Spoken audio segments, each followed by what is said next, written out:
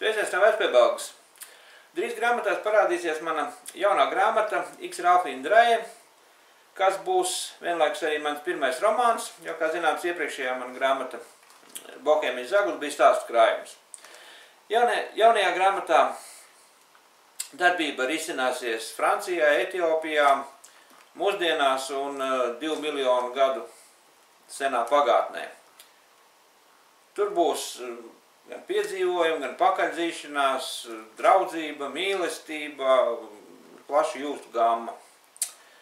Grāmatas galvenie varoni ir pusauģi, bet tas nenozīmē, ka tā būtu paredzēta tikai un vienīgi bērniem. Faktiski X. Ralfa Indrae ir grāmata visiem, kuri augst zināšanu, piedzīvojumu, jaunatklājumu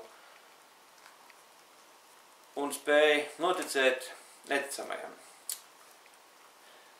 Šādu grāmatu es jau sen gribēju radīt, jo faktiski no mazām dienām esmu interesējies par vēsturi un arheoloģiju.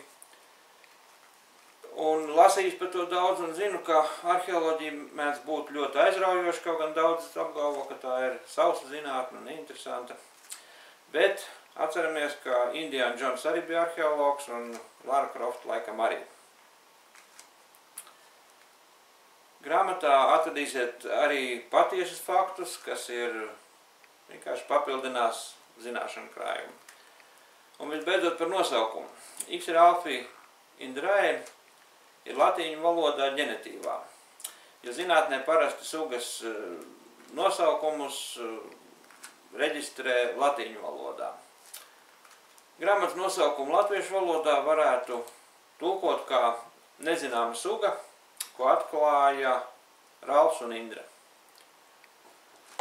Lai jums patīkam lasīšana!